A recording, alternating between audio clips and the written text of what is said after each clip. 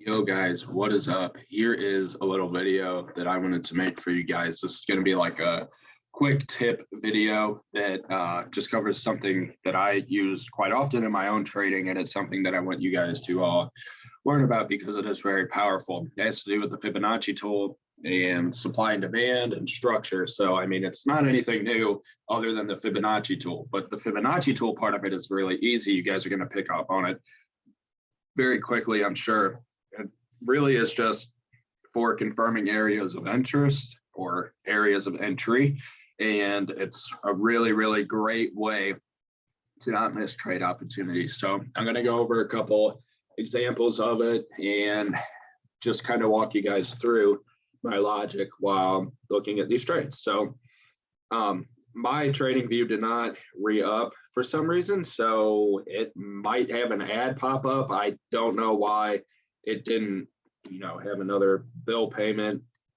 I'm gonna fix it, but anyway, let's see. Let's look at the structure. So the first thing that we are going to be doing with this strategy, because honestly, this is a strategy on its own. The first thing we're going to be doing with this strategy is looking at structure. That's the first thing you should do with any strategy. It doesn't matter what it is. Always, always, always start with structure. So starting, sorry, with the structure on here.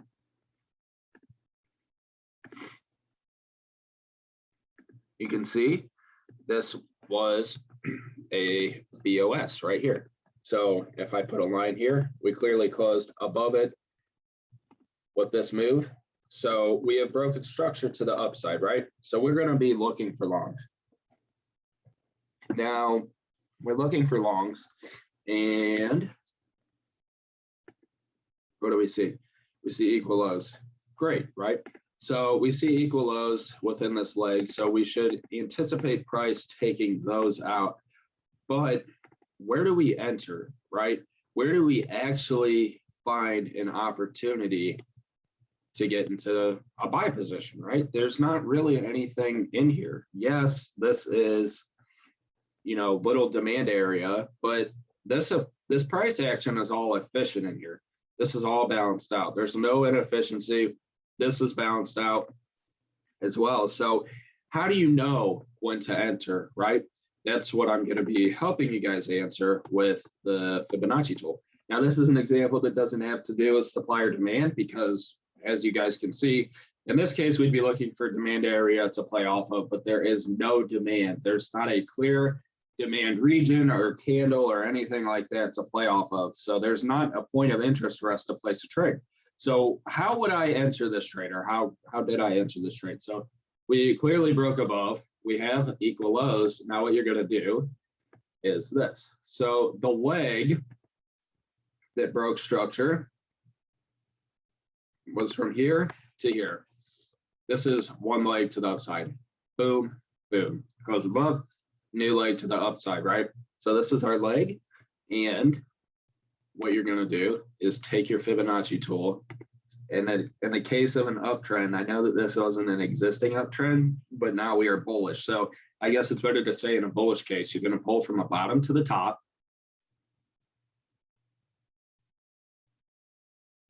And your entry is going to be at the 78.6%. I only have the 50% and the 78.6% fib levels because honestly, those are the only ones that really work for me. The 50%, I like to confirm more often, but with the 78.6% fib retracement, I kind of, or oftentimes just end up buying it right off of the 78.6. And that's because retail traders like to buy at the 38.2% level and the 61.8, which the 61.8 does have a lot of value. I'm not going to say it doesn't because it is actually very good in a lot of cases. But for me, I will almost always choose to use the 78.6% level. That's just a personal preference, but I found that it works best, and it's pretty apparent, or it will be apparent when I go through a couple more examples, that it is a very good level. So like I said, find your structure And now once per 10, you hadn't seen all of this price. I can't do replay because like I said, my trading view didn't re-up. So let's say that you pull your leg here and you don't see any of this.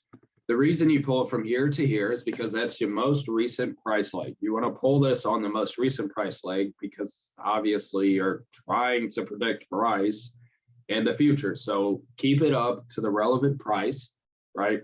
Here you can see this was the most recent leg, bullish. So you pull it from bottom to top, and then you're going to look for your entry at the 78.6. So you place your entry right at that level. You put your stop below the first point of your fib, and then I put my TP at the -27. And since this is all ratios and percentages, every time you do this, you should end up with about a 4.8 to 1 risk to reward ratio. Okay. So you guys can see this trade ended up hitting, right? This ended up hitting TP, and this was a 1 to 4.8. And it was simply based off of structure and using the 78.6% fib retracement level for your entry and the -27% for your take profit level. So that is the entire strategy, honestly. And this is a simplified version, of course. I'm going to make videos in the future, if you guys like this, that go into more depth about how it actually works and more of the logic behind it. But this is a strategy I've been using for quite some time.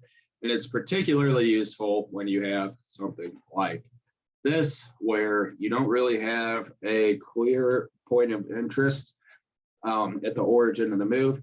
It's just kind of consolidative price action, and you can't find anything to play off of, right? Like I said, there's nothing to play off of down here. So how do you know where to enter? Well, you pull your fib on the leg and you enter at the 78.6. And you can see this was a pretty precise entry. It wasn't perfect, but I'm going to show you a perfect entry on a trade that I actually did end up taking.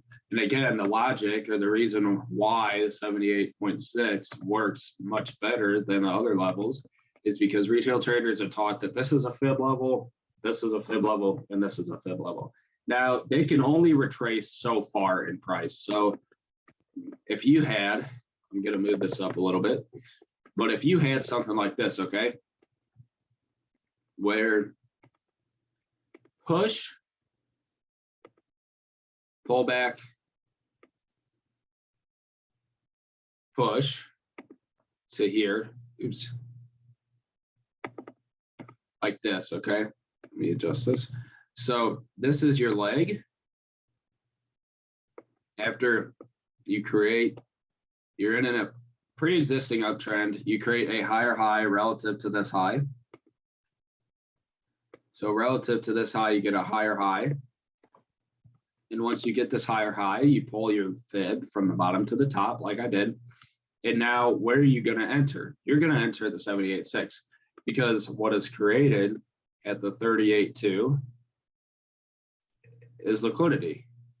Once you see these levels, or once you reach these levels, what you'll see is you'll trickle down, you'll hit the 38.2, push up, hit the 50, push up, hit the 60, usually get a strong push, but then price will come all the way to the 78.6 and then get its actual break of market structure like this level right here, right? So you get your BOS here, and on the whole way down, you respect, like this is a lower high, lower low. You respect it. Lower low, lower high, lower low. You keep respecting until you reach the 78.6% retracement, because these areas just turn into pockets of liquidity for the institutions to take retail traders out of their positions. And that's why the 78.6 works so well. And that's kind of apparent here. You can see that we get to the 38.2, push up, kind of crashes through the 50%, crashes through the 61.8, but at the 78.6, it's when it actually reverses. And the reason 78.6 is popular is for the reason I talked about here with the liquidity, but it's also because they can only pull back so far, right? They can't go, or it's not likely that the institutions are going to go all the way back down to here. Because if that's the case, every leg and pullback in the market would look like this. And then that would just look like consolidation, right?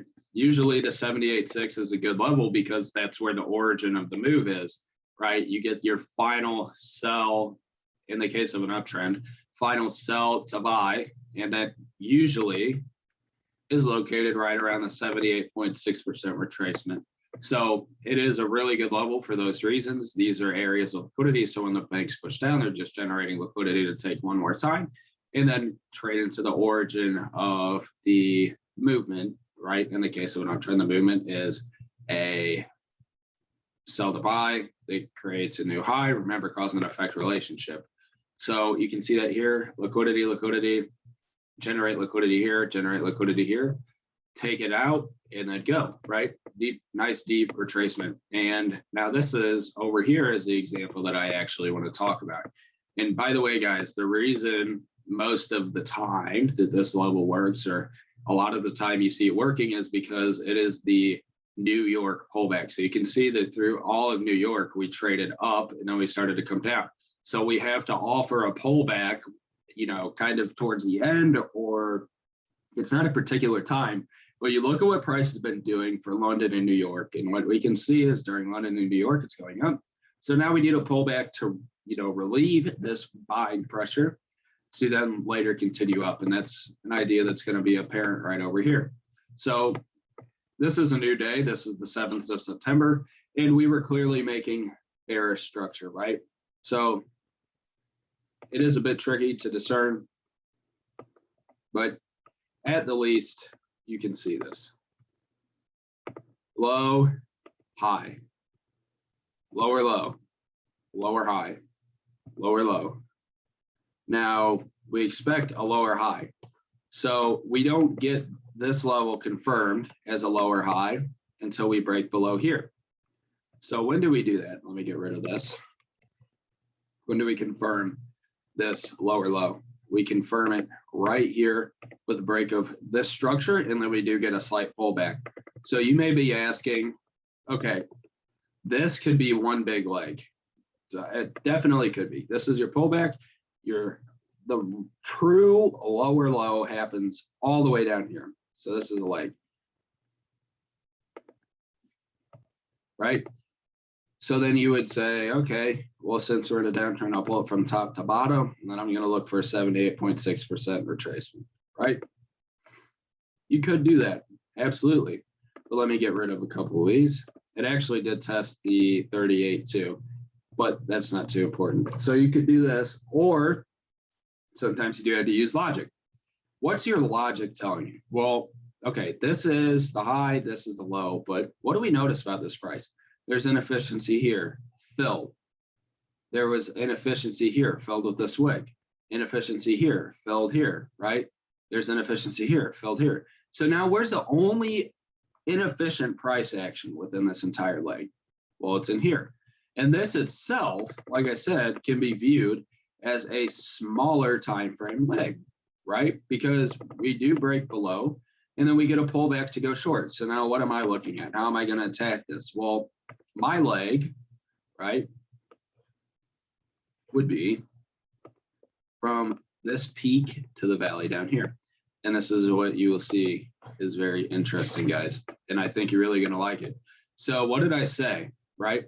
All of New York, we short off, short off, short off, short off, short off. We've been moving down. We need a relief in the market, some type of pullback to mitigate the positions up here to go short again. And what did I say?